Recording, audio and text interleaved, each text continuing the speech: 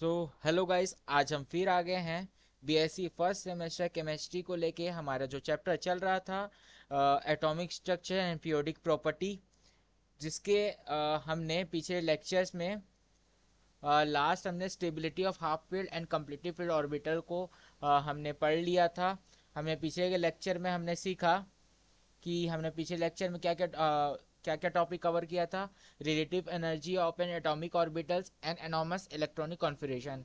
हमने कोई भी जो इलेक्ट्रॉनिक कॉन्फ़िगरेशन के हमने रिलेटिव एनर्जी के बारे में पढ़ा, जो क्या था हमारे यहाँ पास। एन प्लस एल रूल से हम लोग क्या निकाल सकते हैं, रिलेटिव एनर्जी। जो एन प्लस एल रूल होता है उससे हम लोग निकाल सकते हैं। तो एन प्लस एल रूल को मैंने यहाँ पर इस्तेमाल करना सिखाया था कि एन माने प्रिंसिपल क्वांटम नंबर होता है, जो यहाँ पर जो नंबर दिया रहता है, जैसे 3s का 3 प्रिंसिपल क्वांटम नंबर होता है। फिर एस जो रहता है हम लोग इस फॉर्मूले से मैंने S0 P1 D2 F3 ऐसे करके हम लोग यहाँ से ये FL की वैल्यू निकाल सकते हैं अजीमुथल क्वांटम नंबर से। जब हम लोग दोनों को प्लस करते हैं तो हमको एक रिलेटिव एनर्जी मिलती है, जिसे हम लोग N प्लस एल रूल बोलते हैं।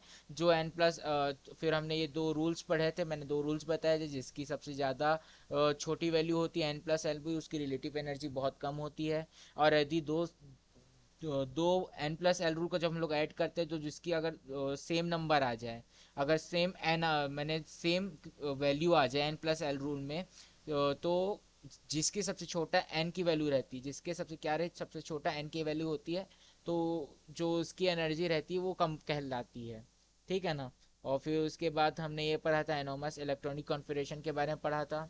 ये कुछ नहीं है, एक एक्सेप्शन होता है जो 3D सीरीज से पाया जाता है। 3D सीरीज में क्रोमियम हो गया और कॉपर हो गया, दो एक्सेप्शन होते हैं यहाँ पर, जो मैंने यहाँ पिछले क्लास में आपको और समझा चुका है। अब हम यहाँ से आगे पढ़ने वाले हैं। फिर हम लोग हाफ फील्ड और इसके बारे में मैंने समझा दिया था आपको। अब हम आज की क्लास में जो सेक्शन सी है, जो मैं आज शुरू करूँगा, वो उसमें क्या क्या टॉपिक आते हैं। सीडिंग और स्क्रीनिंग इफेक्ट आते हैं। Effect on nuclear charge, skeletal shelter rule आता है। फिर एटॉमिक एंड आयोनिक रेडियाई आता है। फिर ionic and factor of affecting ionization energy आता है। इलेक्ट्रॉन एफिनिटी आता है।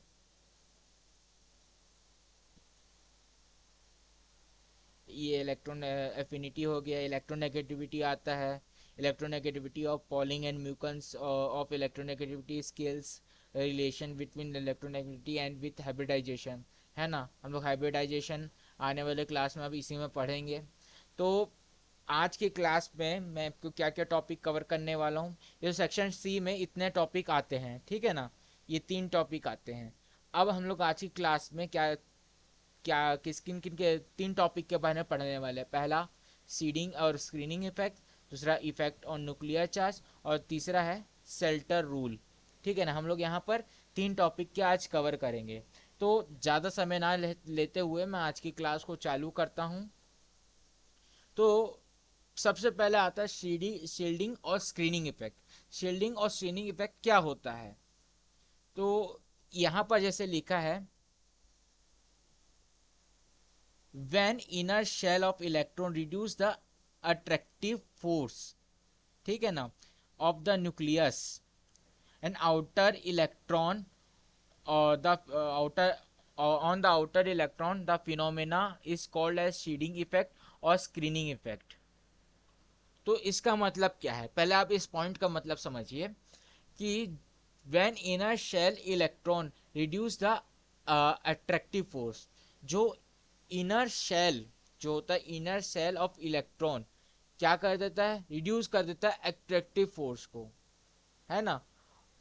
जो अट्रैक्शन फोर्स को क्या है, जो न्यूक्लियस से जो अट्रैक्शन फोर्स आ रही है, तो जब जो सामने की शेल्स रहती है यहाँ पर, ये जो सामने की शेल्स रहती है इसको क्या करती थी, पूरा कैप्चर कर लेती है। ठीक है ना। तो जो outermost electron the reduce the attraction force of nucleus, जो when inner shell of electron reduce the attraction force of nucleus, जो इनर शेल होती है इलेक्ट्रॉन की, रिड्यूस कर देती है अट्रैक्शन फोर्स को। और जो जिसकी वजह से जो आउटर मोस्ट शेल है, जो ये आउटर मोस्ट शेल है, ये क्या है, हमारा इनर शेल है ना, ये हमारा इनर शेल है।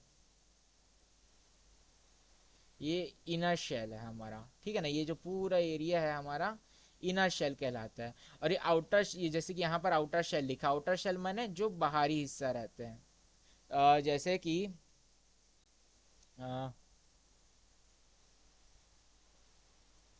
जैसे कि यहाँ ये जो हिस्सा कहलाएगा, ये पूरा इतना हिस्सा क्या कहलाएगा, ये कहलाएगा किसी भी सेल का इनर हिस्सा, इनर शेल, इनर शेल।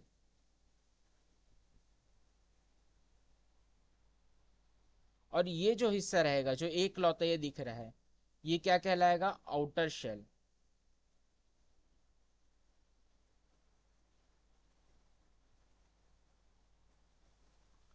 ठीक है ना। ये दो हिस्से मेनली होते हैं, एक इनर शेल जो इलेक्ट्रॉन से जो जितना पास होगा, जैसे कि ये इलेक्ट्रॉन के से ये बहुत ज्यादा पास है, ठीक है ना। ये बहुत ज्यादा पास है, जिससे जो न्यूक्लियस की जो अट्रैक्शन, फोर्स ऑफ अट्रैक्शन है यहाँ पर जो लग रहा है, क्या लग रहा है, फोर्स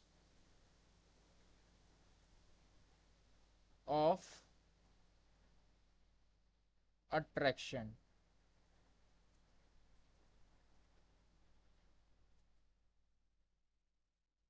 ठीक है ना।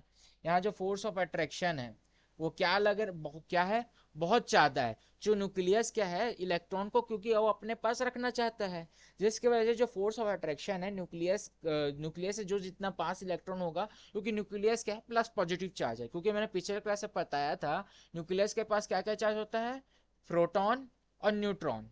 न्यूट्रॉन चूंकि न्यूक्लियर चार्ज जीरो चार्ज होता है, तो जिसकी वजह से जो डोमिनेट चार्ज होता है पूरी न्यूक्लियस से वो होता है प्लस चार्ज। जो प्लस चार्ज होता है वो नेगेटिव चार्ज को अपनी ओर अट्रैक्ट करता है, माने न्यूक्लियस इलेक्ट्रॉन को अपनी ओर अट्रैक्ट करना चाहता है, तो इसे कहते हैं फोर्स ऑफ अट्रैक्शन। यहाँ पर जो लग रहा है न्यूक्लियस से इलेक्ट्रॉन पर, ये जो क्या यहाँ पर फोर्स ऑफ अट्रैक्शन कहाँ से कहाँ लग रहा है, न्यूक्लियस पे, न्यूक्लियस से इलेक्ट्रॉन पे। क्लियर, ठीक है ना। ये जो फोर्स ऑफ अट्रैक्शन है सबसे ज्यादा होती है इनर शेल पे, माने यहाँ सबसे ज्यादा होगी, इस एरिया पे सबसे ज्यादा होगी, फिर इस एरिया में थोड़ी कम, इस एरिया में थोड़ी कम, और यहाँ पर होती जरूर है, लेकिन यहाँ ये इस एरिया पे होती जरूर है, लेकिन यहाँ पर कम कम फोर्स लग पाता है, क्योंकि ड्यू टू द डिस्टेंस यहाँ बढ़ जाता है। जहाँ डिस्टेंस बढ़ेगा वहां पर force of attraction come apply होगा। क्लियर। तो वही ये सीडिंग, जो सीडिंग और स्क्रीनिंग इफेक्ट है वो यही कहता है कि कि जो न्यूक्लियस से जो निकलने वाली जो फोर्स ऑफ अट्रैक्शन है वो इनर सेल वॉल रिड्यूस कर देता है, माने इनर सेल वॉल उसको ज्यादा कैप्चर कर लेता है, जिसकी वजह से जो आउटर मोस्ट इलेक्ट्रॉन है उसके पास वो पहुंच नहीं पाती। माने आउटर मोस्ट इलेक्ट्रॉन, अगर हम लोग कोई फोर्स ऑफ अट्रैक्शन बोले न्यूक्लियस का, अगर देखें यहाँ पर,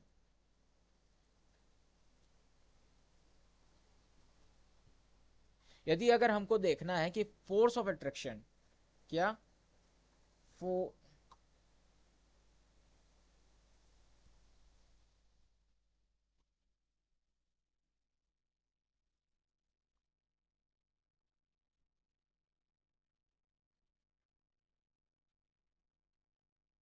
यदि हमें समझाना है फोर्स ऑफ अट्रैक्शन, ठीक है ना, फोर्स ऑफ अट्रैक्शन,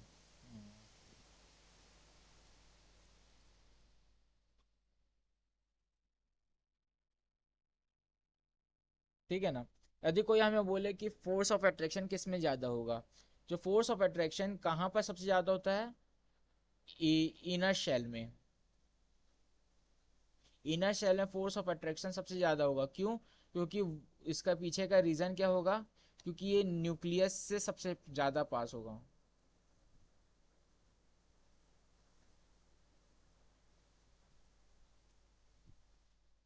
ठीक है ना। जो force of attraction inner shell में होगा, क्योंकि उसका जो क्योंकि वो न्यूक्लियस से सबसे पास है, लेकिन सबसे कम किस में होता है, आउटर शेल में। तो क्यों होता है, क्योंकि ये फार होता है न्यूक्लियस से, माने दूर होता है, ये दूर होता है।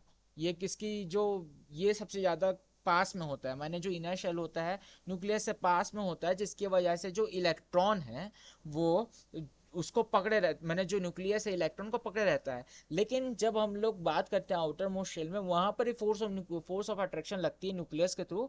लेकिन वहां पर क्या हो जाता है, ड्यू टू द डिस्टेंस की जितने बढ़ जाता है, जिसकी वजह से जो फोर्स ऑफ अट्रैक्शन है वहां तक पहुंचता जरूर है, लेकिन वो कम पहुंचता है, जिसकी वजह से वो इलेक्ट्रॉन आगे निकल भी जाते हैं। जब हम लोग इसका अगला पॉइंट देखते हैं कि in an electron they arrange in different shell। अब जो इलेक्ट्रॉन है क्या यहाँ लिखा है, दो डिफरेंट शेल में अरेंज होता है around the nucleus. Different shell में वो अरेंज है, ठीक है ना। जैसे कि यहाँ पर जैसे अगर हम लोग देखें, जो इलेक्ट्रॉन है वो क्या है, डिफरेंट शेल में यहाँ पर अरेंज है इस एरिया में।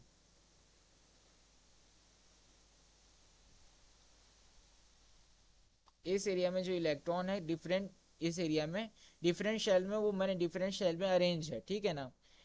अब क्या होता है, अब यहाँ पर से अराउंड मैंने न्यूक्लियस कह रहा हूँ, डिफरेंट जगह पर वो अरेंज है, ठीक है ना। अब जो इलेक्ट्रॉन है, electron present in inner shell. अब जो इलेक्ट्रॉन कहाँ प्रेजेंट है, इनर शेल में, are called inner inner electron, है ना। अब जो जो इलेक्ट्रॉन है कहाँ, इनर शेल में जहाँ प्रेजेंट रहेंगे, उसे हम लोग क्या बोलेंगे, इनर इलेक्ट्रॉन। जो यहाँ पर जो इलेक्ट्रॉन है यहाँ, इसे हम लोग क्या बोलते हैं, इनर इलेक्ट्रॉन,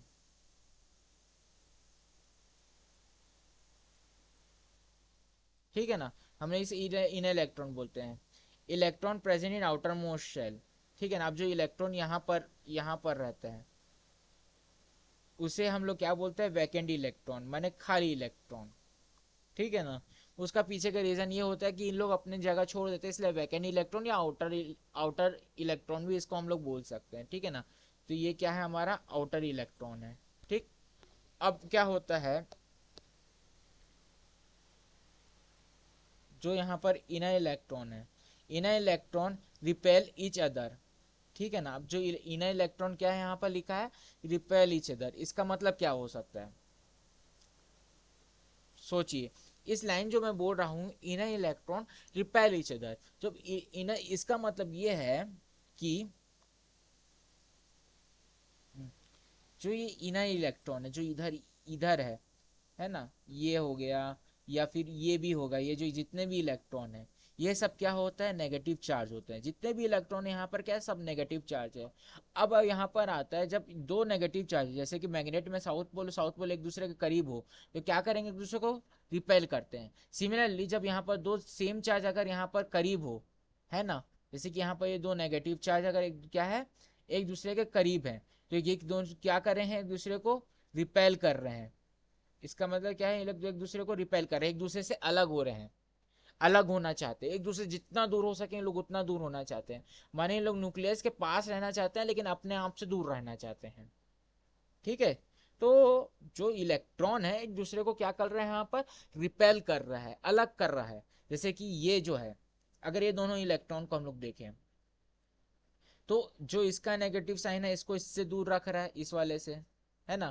तो इससे दूर रख रहा है। फिर ये, अब अगर हम लोग इन दोनों के इलेक्ट्रॉन को देखें, तो ये दोनों एक दूसरे से दूर हैं, ठीक है ना। फिर हम लोग ये दोनों इलेक्ट्रॉन को देखें, ये दोनों एक दूसरे से दूर हैं। फिर हम लोग ये दोनों इलेक्ट्रॉन को देखें, तो ये लोग एक दूसरे से अपना दूर है। तो इन लोग एक दूसरे से अलग क्यों है, क्योंकि इन लोग सेम साइन कंटेन करते हैं, इसलिए इन लोग एक दूसरे से दूर हैं। तो यहाँ पर जो लाइक साइन है एक दूसरे को रिपेल कर रहे हैं, क्लियर। तो जिसकी वजह से एक दूसरे को रिपेल कर रहे हैं, इसलिए इन लोग क्या है, एक दूसरे से डिस्टेंस में है, ठीक है। एंड जो पैरेलली ब्लॉक है of attraction of the nucleus, मैंने जो पैरेलली इन लोग के यहाँ अरेंज है, जैसे कि ये, जैसे ये हो गया एक पैरेलल, ये दो एक दूसरे के पैरेलली अरेंज है, लेकिन एक दूसरे से इन लोग दूर हैं। एज अ रिजल्ट जो आउटर मोस्ट जो इलेक्ट्रॉन है are not, do not have fill the fill the full positive charge of the nucleus। तो अब यहाँ पर क्या हो रहा है, जो आउटर मोस्ट इलेक्ट्रॉन है यहाँ पर, जो आउटर मोस्ट इलेक्ट्रॉन है इसके पास जो, माने ये जो फील क्या कर रहा है, जो यहाँ पर मैं बताता हूँ, यहाँ पर जो आउटर मोस्ट इलेक्ट्रॉन है, ठीक है ना, आउटर मोस्ट इलेक्ट्रॉन यहाँ पर क्या फील कर रहा है, क्योंकि ये न्यूक्लियस से दूर है, ठीक है ना। चूंकि ये न्यूक्लियस से दूर है, तो सबसे पहली बात यहाँ पर क्या हो रही है, चूंकि ये न्यूक्लियस से दूर है, दूर होने की वजह से इसमें जो फोर्स ऑफ अट्रैक्शन होता है न्यूक्लियस का, यहाँ पर मैं इसको शॉर्ट फॉर्म में लिख दे रहा हूँ, एफ ए लिख रहा हूँ ना मैं, फोर्स ऑफ अट्रैक्शन को मैं यहाँ पर एफ ए से डिनोट कर रहा हूँ। यहाँ पर जो फोर्स ऑफ अट्रैक्शन है, ये जो न्यूक्लिय जो इलेक्ट्रॉन जो बाहर में है, आउटर इलेक्ट्रॉन है, ये बहुत दूर में है। जब ये बहुत दूर में है, जिसकी वजह से इसमें जो फोर्स ऑफ अट्रैक्शन जो न्यूक्लियस के पास है, वो कम पकड़ रहा है यहाँ पर, कम मैंने जो, या जैसे समझ लो कि आउटर मोस्ट इलेक्ट्रॉन है ये मेरा, ये न्यूक्लियस है, इन दोनों के बीच में डिस्टेंस होने की वजह से जो फोर्स ऑफ अट्रैक्शन है बहुत कम लग पा रहा है, जिसकी वजह से न्यूक्लियस उसको चाहता है कि ये इसके पास है, ठीक है ना, न्यूक्लियस इसको चाहता है कि ये इलेक्ट्रॉन इसके पास है, लेकिन डिस्टेंस ज्यादा होने की वजह से, जैसे कि आ, ये समझ जाओ न्यूक्लियस है, ठीक है ना, ये न्यूक्लियस है और ये इलेक्ट्रॉन है, ठीक है ना, ये इलेक्ट्रॉन है। न्यूक्लियस तो चाहता है कि ये इलेक्ट्रॉन इसके पास रहे, लेकिन जो न्यूक्लियस है, न्यूक्लियस डिस्टेंस ज्यादा होने की वजह से जो यहाँ दोनों के बीच का फोर्स ऑफ जो डिस्टेंस है फोर्स ऑफ अट्रैक्शन का, वो बढ़ जा रहा है। जब ये बढ़ जा रहा है तो जिसकी वजह से इसके पास क्या है कि फोर्स ऑफ अट्रैक्शन कम हो रही है, लेकिन और जो फोर्स ऑफ रिपल्शन है, फोर्स ऑफ रिपल्शन माने हाँ, जो फोर्स ऑफ रिपल्शन माने दोनों इलेक्ट्रॉन आपस में क्या है, अलग अलग है, तो ये लोग यहाँ पर क्या लगा रहे हैं, फोर्स ऑफ रिपल्शन, माने लाइक साइन है दोनों, नेगेटिव नेगेटिव, तो ये दोनों एक दूसरे से अलग होना चाहते हैं। तो ये समझ जाओ कि जैसे न्यूक्लियस हो गया है मेरा, ठीक है ना, सपोज करिए न्यूक्लियस हो गया, ये न्यूक्लियस हो गया है, ये इलेक्ट्रॉन इनर शेल होगी जिसके पास इनर इलेक्ट्रॉन है, ठीक है ना, ये इनर शेल होगी जिसके पास ये इनर इलेक्ट्रॉन है, और ये हो गया आउटर आउटर इलेक्ट्रॉन, ये दिख रहा है आपको, तो ये आउटर इलेक्ट्रॉन हो गया। तो अब जब क्या हो रहा है, जो फोर्स ऑफ जो इलेक्ट्रॉन है, जो यहाँ पर जो है आउटर मोस्ट इलेक्ट्रॉन में, और जो इनर मोस्ट इलेक्ट्रॉन में जो इलेक्ट्रॉन है, इन दोनों के पास अपने इलेक्ट्रॉन है, जो अगर एक दूसरे से क्या हो रहा है, अलग हो रहे हैं, यहाँ पर अलग हो रहे हैं, जिसकी वजह से फोर्स और रिपल्शन रिपल्शन होने की वजह से इसके चांसेस हो सकती है, क्योंकि अट्रैक्शन जो न्यूक्लियस से आ रहा है ऑलरेडी बहुत कम आ रहा है, रिपल्शन ज्यादा है इसमें। रिपल्शन क्या है यहाँ पर, जो यहाँ पर रिपल्शन हो रहा है दोनों इलेक्ट्रॉन के बीच में, जो यहाँ पर मैं अच्छे से लिख दे रहा हूँ,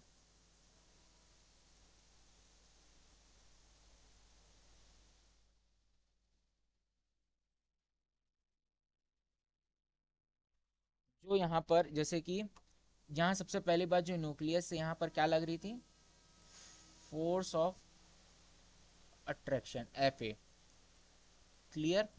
और यहाँ पर जो इनर, जो इन दोनों के बीच में जो फोर्स लग रहा था दो इलेक्ट्रॉन के बीच में, वो क्या लग रहे थे, फोर्स ऑफ रिपल्शन, ठीक है ना। अब जो कि फोर्स ऑफ अट्रैक्शन बहुत कम है, ठीक है ना, बहुत कम है, और फोर्स ऑफ रिपल्शन क्या है, बहुत ज्यादा है, तो चांसेस ये होते हैं कि इलेक्ट्रॉन तब यहाँ से बाहर निकल जाता है, ठीक है ना। तो यहाँ पर जो आउटर मोस्ट इलेक्ट्रॉन है, वो ये फील कर, रिपल्शन ज्यादा फील कर रहे हैं, माने दूरियत ज्यादा फील कर रहे हैं, जितना दूरियत माने बहुत ज्यादा दूर, माने ऐसा फील कर रहे हैं कि उनको निकाला जा रहा है, लेकिन जो न्यूक्लियस है वो उसको अट्रैक्ट करके रखना चाह रहा है। तो उन लोग के पास जो सबसे ज्यादा होगा, फोर्स ऑफ रिपल्शन ज्यादा होगा, तो उन लोग वही एक्ट करेंगे। जैसे इनर मोस्ट शेल में चूंकि फोर्स ऑफ अट्रैक्शन ज्यादा है, और रिपल्शन जो है वो ना के बराबर है, नील है पूरी, मैंने है ही नहीं यहाँ पर। तो क्या हो रहा है यहाँ पर, जो फोर्स ऑफ रिपल्शन है, मैंने फोर्स ऑफ रिपल्शन है वो कम है ही नहीं, और अट्रैक्शन ज़्यादा है, जिसकी वजह से जो न्यूक्लियस के पास जो इलेक्ट्रॉन है, वो अट्रैक्शन को फील कर रहे हैं, जिसकी वजह से जो न्यूक्लियस के पास इन लोग मैंने इन लोग ऑर्बिट में घूम पा रहे हैं, क्लियर। तो as a result the outermost electron do not feel the positive charge. तो अब क्या हो रहा है, जो अब जैसे कि मैंने कहा, क्योंकि इलेक्ट्रॉन नेगेटिव चार्ज होता है, इलेक्ट्रॉन के पास क्या होती है, नेगेटिव चार्ज होती है। जब इलेक्ट्रॉन के पास नेगेटिव चार्ज है, तो वो जो न्यूक्लियस के पास जो पॉजिटिव चार्ज है, वो उसको फील नहीं कर पा रहा है। तो जो जिसकी वजह से क्या हो रहा है, reduce of the nucleus attraction, nucleus का अट्रैक्शन क्या हो रहा है, रिड्यूस हो जा रहा है, जिसको हम लोग क्या बोलते हैं, सीडिंग और स्क्रीनिंग इफेक्ट, ठीक है ना। यहाँ पर मैंने दो डेफिनेशन बता दी है। पहला, ये पहला मैं इसको हाईलाइट कर दे रहा हूँ आपको अच्छे से। पहला, अगर आप चाहे तो आप दोनों लिख सकते हैं एग्जाम में, या चाहे आप दोनों में से कोई एक लिख दे, बात एक ही होगी। when the inner shell of electron reduce the attractive force, inner shell reduce कर देता है इलेक्ट्रिक फोर्स, किसके लिए? आउटर मोस्ट इलेक्ट्रॉन के लिए। तो जिसकी वजह से इस फिनोमेना को क्या बोलते हैं? सीडिंग और सीडिंग इफेक्ट, मैंने सीडिंग और स्क्रीनिंग इफेक्ट बोलते हैं। और सिमिलरली अगर the the reproduction of the nucleus, जो रिप्रोडक्शन बोल रहा हूँ, रिडक्शन ऑफ न्यूक्लियर अट्रैक्शन, क्या हो रहा है? रिडक्शन हो रहा है, मैंने कम हो रहा है न्यूक्लियर अट्रैक्शन। न्यूक्लियर अट्रैक्शन को कम होना ही सीडिंग और स्क्रीनिंग इफेक्ट बोलते हैं। समझ में आया? सबसे पहला, जो न्यूक्लियस से जो आने वाली फोर्स ऑफ अट्रैक्शन, उसको इनर शेल वॉल, उसको इनर शेल उसको कम कर दे रहा है, जिससे शेडिंग और सीडिंग इफेक्ट हो रहा है। या फिर दूसरे डेफिनेशन में लिख सकते हो, रिडक्शन माने कम होना, reduction of nuclear attraction, reduction माने न्यूक्लियर अट्रैक्शन को कम होना भी सीडिंग और स्क्रीनिंग इफेक्ट बोलते हैं। अब हम लोग पढ़ते हैं कैरेक्टरिस्टिक ऑफ स्क्रीनिंग और शीडिंग इफेक्ट की। कैरेक्टरिस्टिक उसके क्या क्या है? तो सबसे पहले, inner shell are known as inner shell electron shows the maximum screening effect। जैसे कि मैंने समझाया, इसका मतलब यह है जो इनर शेल है, इनर शेल या फिर इनर इलेक्ट्रॉन जो है, वो सबसे ज़्यादा मैक्सिमम स्क्रीनिंग इफेक्ट शो करेंगे, है ना, क्योंकि उन लोग न्यूक्लियस के बहुत ज़्यादा पास है। ठीक है ना? जब उन लोग न्यूक्लियस के बहुत ज़्यादा पास है तो उनके पास जो फोर्स ऑफ अट्रैक्शन है बहुत ज़्यादा है, और इन लोग मैक्सिमम शेडिंग इफेक्ट को शो करेंगे। तो outer electron are show the less strongly attach towards the nucleus. जो आउटर इलेक्ट्रॉन है, जो बाहर जो इलेक्ट्रॉन है, बहुत कम अट्रैक्ट होते हैं towards nucleus. Clear? Shielding effect increase down a group. अब जो शीडिंग इफेक्ट होते हैं, शीडिंग इफेक्ट जो होता है वो ग्रुप के अकॉर्डिंग क्या होता है? डाउन होता है, because the number of the shells will increase. अब जैसे कि अगर ये समझ लीजिए कि ये आपका पीरियोडिक टेबल है, ठीक है ना?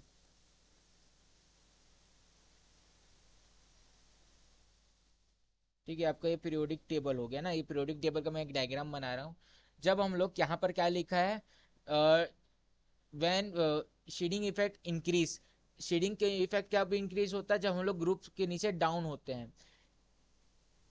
जो शेडिंग इफेक्ट होता है जब हम लोग नीचे जाएंगे, ग्रुप से हम लोग नीचे जाएंगे, तो शेडिंग इफेक्ट, मैं शेडिंग इफेक्ट को मैं एस ई से यहाँ SE से डिनोट कर रहा हूँ। जब हम लोग डाउन जाते हैं तो ये क्या होता है? बढ़ता है। जब हम लोग पीरियोडिक टेबल में जो ग्रुप होता है उसमें जब हम लोग डाउन जाते हैं, क्योंकि जब उसमें एटॉमिक नंबर बढ़ता है, जब एटॉमिक नंबर बढ़ेगा तो जो साइज है इलेक्ट्रो मैंने ऑर्बिट का, वो क्या होगा? बढ़ेगा। जब वो बढ़ेगा तो जो स्क्रीनिंग इफेक्ट है वो ज़्यादा बढ़ेगी, क्योंकि क्या होगा उस समय? जो इलेक्ट्रॉन है वो उतना ज़्यादा उससे दूर होते जाएगा न्यूक्लियस से। ठीक है ना? और चौथा पॉइंट क्या बोलता है? अक्रॉस द पीरियड, जब हम लोग पीरियड के अकॉर्डिंग देखें, seeding effect remain nearly constant. जब अ, जब हम लोग पीरियड वाइज देखते हैं, यहाँ पर जैसे पीरियड वाइज देखते हैं सीडिंग इफेक्ट, पीरियड वाइज अगर हम लोग देखें तो सीडिंग इफेक्ट क्या होता है? यहाँ पर कांस्टेंट होता है। ठीक है ना? सीडिंग इफेक्ट यहाँ पर क्या होता है? कांस्टेंट होता है। क्या कहा मैंने? अगर हम लोग ग्रुप वाइज नीचे जाएं तो शीडिंग की इफेक्ट क्या होगा? बढ़ेगा। लेकिन हम लोग पीरियड वाइज जाएं, माने राइट टू लेफ्ट जाएं, तो जो शीडिंग इफेक्ट है क्या होगा? कांस्टेंट रहेगा। क्लियर? अब शीडिंग इफेक्ट को मैं समराइज कर देता हूँ, या फिर मैं बताता हूँ इफेक्ट क्या क्या होता है शीडिंग इफेक्ट से। जैसे कि मैंने बताया, पहले तो एटॉमिक साइज इंक्रीज हो जाएगा, है ना। दूसरा, आयोनाइजेशन एनर्जी वो भी इंक्रीज हो जाएगी, वो डिक्रीज हो जाएगी। आयोनाइजेशन एनर्जी माने न्यूक्लियस जो इलेक्ट्रॉन है उसको कितना अच्छे से पकड़ पा रहा है, तो उसको हम लोग आयोनाइजेशन एनर्जी बोलते हैं। तो वो क्या होता है? वो डिक्रीज हो जाता है। जो न्यूक्लियर अट्रैक्शन होता है आउटर इलेक्ट्रॉन में, वो वीकर हो जाता है, वीक हो जाता है, ठीक है ना। जो न्यूक्लियर अट्रैक्शन है आउटर मोस्ट इलेक्ट्रॉन के लिए, माने जो यहाँ पर ये कम ज़्यादा न्यूक्लियर का अट्रैक्शन फोर्स एक्सपीरियंस करेगा इसके कंपेयर में, इनर वॉल के मैंने इनर शेल के कंपेयर में। आउटर इलेक्ट्रॉन जो होता है वो इनर इलेक्ट्रॉन के कंपेयर में कम न्यूक्लियर फोर्स एक्सपीरियंस करता है। क्लियर। अब हम पढ़ते हैं हमारा जो, अब यही ये बात हुई किसकी, सीडिंग और स्क्रीनिंग इफेक्ट की। अब हम लोग पढ़ते हैं क्या, इफेक्टिव न्यूक्लियर चार्ज, ठीक है ना। इफेक्टिव न्यूक्लियर चार्ज क्या होता है। जो इफेक्टिव न्यूक्लियर चार्ज जो होता है, the outer most electron filled two types of interaction. जो इसका मतलब क्या होता है, जो आउटर मोस्ट इलेक्ट्रॉन है, माने जो इलेक्ट्रॉन है ये,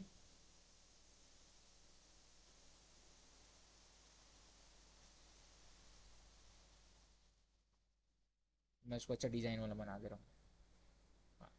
ये जो इलेक्ट्रॉन है हमारा ये वाला, ठीक है ना, ये जो है माने इसका मतलब ये है कि आउटर मोस्ट इलेक्ट्रॉन एक दो तरीके की इंटरेक्शन फील करता है। क्या क्या वो इंटरेक्शन क्या क्या हो सकता है। पहला, अट्रैक्शन बाय न्यूक्लियस। मैंने दो तरीके का अट्रैक्शन जो मैं यहाँ पर कह रहा था, क्योंकि यहाँ पर फोर्स ऑफ अट्रैक्शन यहाँ लगती है लेकिन बहुत कम।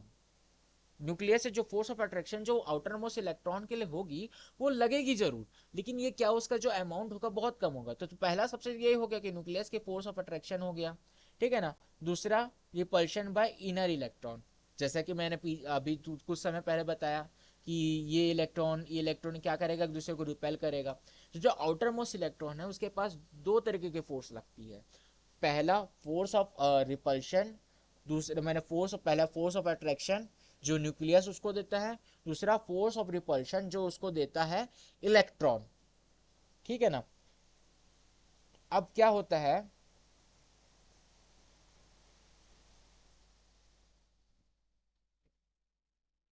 Due to the repulsion by inner electron, क्या रिपल्शन जो इनर इलेक्ट्रॉन के द्वारा लगाया जा रहा है, जो the nuclear attraction will decrease. तो जो न्यूक्लियर अट्रैक्शन क्या होगी यहाँ पर, डिक्रीज हो जाएगी। और यही डिक्रीज जो न्यूक्लियर अट्रैक्शन होती है उसे क्या बोलते हैं, अफेक्टिव न्यूक्लियर चार्ज, ठीक है ना। ये मस्ट इंपॉर्टेंट पॉइंट है, ठीक है ना, जो आपको एग्जाम में लिखना है। क्या, ड्यू टू द रिपल्शन, क्या रिपल्शन के द्वारा जो कौन लगा रहा है, इनर इलेक्ट्रॉन। इनर इलेक्ट्रॉन जो यहाँ पर रिपल्शन लगा रहे थे ना, यहाँ पर जो इनर इलेक्ट्रॉन क्या कर रहे थे, अपना रिपल्शन लगा रहे थे।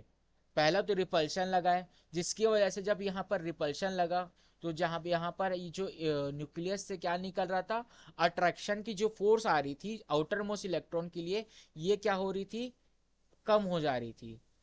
रिपल्शन वाली फोर्स क्या हो रही थी, ज्यादा हो जा रही थी। तो यहाँ इससे क्या हो रहा था, due to the repulsion of inner electron, the the nucleus attraction is decrease, nucleus की जो अट्रैक्शन था वो क्या था, डिक्रीज हो जाता था। जो डिक्रीज हो रहा था न्यूक्लियस, जो न्यूक्लियर की जो फोर्स ऑफ अट्रैक्शन जब डिक्रीज हो रही थी उसी को हम लोग क्या बोल रहे थे, इफेक्टिव न्यूक्लियर चार्ज। यही हमारा इफेक्टिव न्यूक्लियर चार्ज था। मैं इसको फिर समराइज कर दे रहा हूँ, फिर मैं इसको बोल दे रहा हूँ ताकि आपके माइंड में ये चीज बैठ जाए। पहली बात आपको ध्यान रखनी है, फोर्स ऑफ रिपल्शन बहुत ज़्यादा है आउटर मोस्ट इलेक्ट्रॉन पे। दूसरा, जो न्यूक्लियस से लगने वाली फोर्स ऑफ अट्रैक्शन है ये बहुत कम है। इसी को हम लोग बोलते हैं इफेक्टिव न्यूक्लियर चार्ज। अब इस इफेक्टिव न्यूक्लियर चार्ज को निकालने के लिए जो शेल्टर थे, इनने एक रूल दिया था, जेड इफेक्टिव अगर हमको निकालना है, माने effective nuclear charge, Z effective माने जो ये जेड इफेक्टिव हम लोग इसको इसको अगर हमको निकालना है, कैलकुलेट करना है, तो हम लोग इसको एक फॉर्मूला दिया था शेल्टर ने। शेल्टर ने एक रूल दिया था उसको, Z Z effective nuclear charge को अगर हमको निकालना है, मैंने इफेक्टिव चार्ज में न्यूक्लियर चार्ज निकालना है, तो जेड माइनस एस, तो जिसमें हमारा जेड क्या है, एटॉमिक नंबर है, एस माने शीडिंग कांस्टेंट है। तो ये फॉर्मूला था जिससे हम लोग क्या निकाल सकते थे, इफेक्टिव न्यूक्लियर चार्ज। तो अब इससे निकालते कैसे हैं, तो सबसे पहले मैं आपको यहाँ पर स्टेप वाइज इसको लिख दिया हूँ, है ना। तो सबसे पहले क्या करना है, हमको एटॉमिक नंबर निकालना है। तो एटॉमिक नंबर पहले सोडियम का क्या है, सोडियम का क्या है 11, ठीक है ना, पीरियोडिक टेबल के अनुसार। इसमें जो Z होगा हमारा एटॉमिक नंबर जो होगा, Z हमारा क्योंकि एटॉमिक नंबर है, तो सोडियम का एटॉमिक नंबर क्या होता है हमारा 11, इसका मतलब क्या होगा 11 प्रोटॉन। क्लियर। और उसके बाद हमें इसका क्या निकालना है, इलेक्ट्रॉनिक कॉन्फ़िगरेशन। तो सोडियम का इलेक्ट्रॉनिक कॉन्फ़िगरेशन ये होता है ये 1s2 2s2 2p6 और 3s1। ये दो इलेक्ट्रॉनिक कॉन्फ़िगरेशन होते हैं, मैंने ये इलेक्ट्रॉनिक कॉन्फ़िगरेशन होता है किसका, सोडियम का। क्लियर।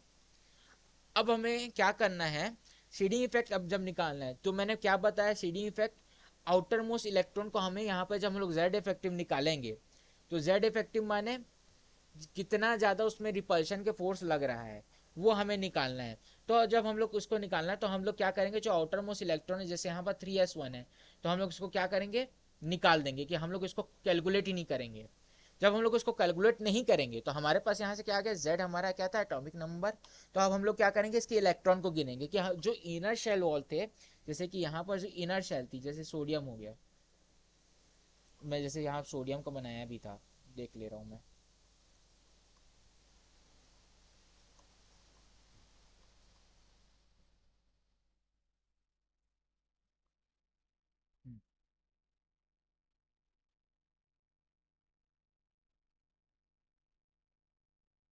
ठीक है ना।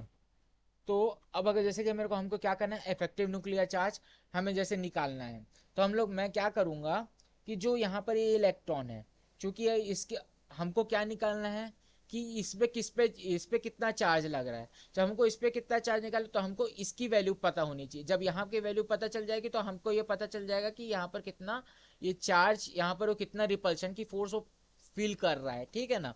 तो हमें इसको पहले, जब हम लोग इलेक्ट्रॉनिक कॉन्फ़िगरेशन है जैसे यहाँ पर 3, वहाँ 3s1 था, ठीक है ना। तो हम लोग ये जो इलेक्ट्रॉन है इसको हम लोग क्या करेंगे, बाहर निकाल देंगे, ठीक है ना। हम लोग इसको कैलकुलेट नहीं करेंगे। फिर हम लोग जो इनर इलेक्ट्रॉन है यहाँ पर, जो इसके इनर इलेक्ट्रॉन है, इसको हम लोग कैलकुलेट कर रहे हैं, ठीक है ना। तब जब हम लोग इसको इनर इलेक्ट्रॉन को कैलकुलेट कर रहे हैं,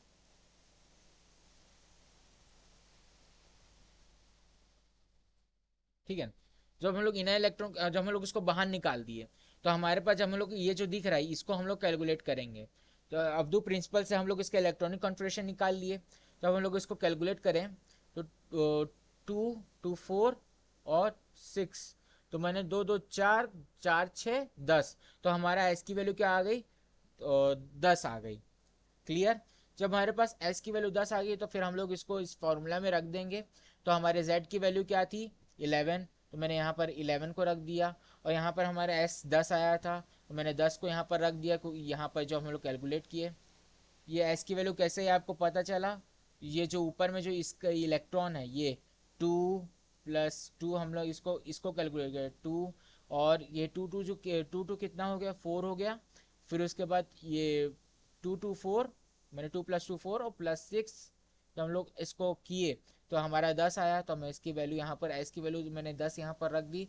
जब हम लोग इसको माइनस किए, तो माइनस किए तो हमारा क्या आ गया वैल्यू +1। तो इसका मतलब जो वहाँ पर ये जो इलेक्ट्रॉन था, ये वाला आउटर इलेक्ट्रॉन में, जो यहाँ पर आउटर इलेक्ट्रॉन था, इसमें कितना चार्ज वो फील कर रहा है, +1।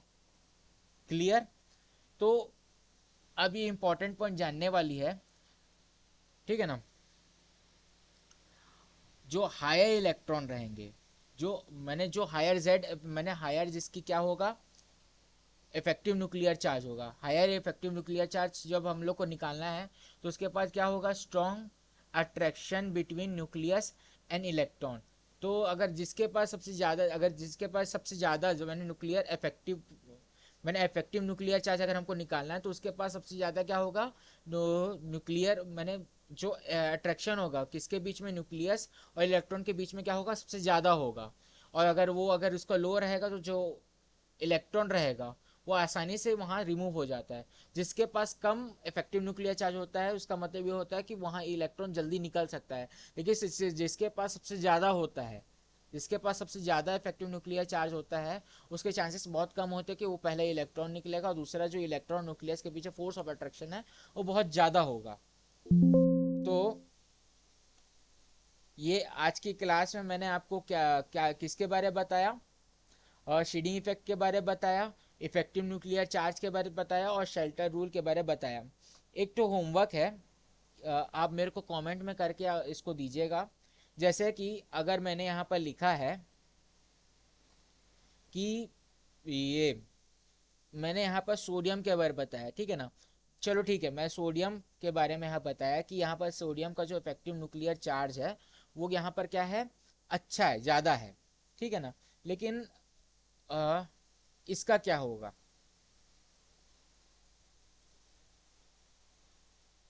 Na प्लस का, इसका इफेक्टिव चार्ज क्या होगा Na प्लस का। ये आपका क्या है, होमवर्क है।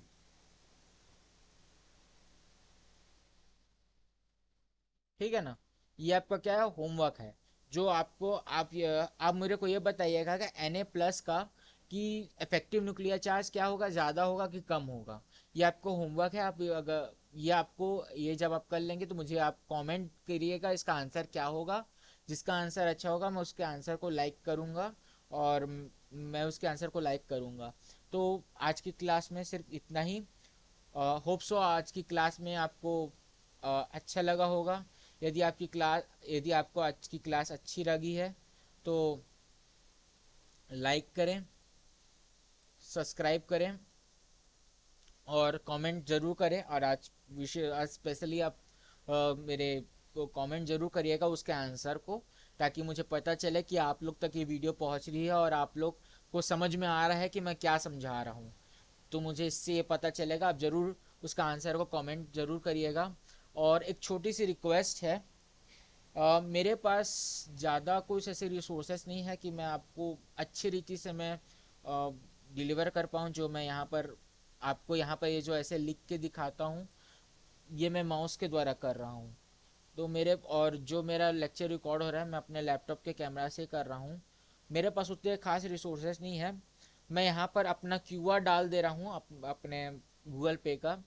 आप यहाँ पर जितना भी हो सकता है, आप जितना भी मुझे दे सकते हैं। आप प्लीज़ आप कुछ देने की कृपा करें मुझे, ताकि मैं अपने और रिसोर्सेज के लिए मैं पैसे इकट्ठा कर पाऊँ, ताकि मैं और अच्छे से आपको लेक्चर डिलीवर कर पाऊँ। क्योंकि मेरे पास रिसोर्सेज ना होने की वजह से मैं जब चाहता हूँ कि मैं 2 घंटे की क्लास लूँ, 3 घंटे की क्लास लूँ, वो हो नहीं पा रहा है। क्योंकि मेरे पास उतने खास रिसोर्सेज नहीं है। यदि अगर आप थोड़ी सी अपनी सहायता, अगर आपसे जितना बनता है, 1 रुपये, 10 रुपये, 20 रुपये, आप जितना मुझे दे सकते हैं, आप अपनी स्वेच्छा से मुझे दे सकते हैं। मैं यहाँ पर अपना एक क्यूआर दे दे रहा हूँ, ताकि आप मुझे उसमें पैसा ट्रांसफ़र कर सके, ताकि मैं अपने और लेक्चर आपको अच्छे से डिलीवर कर पाऊँ।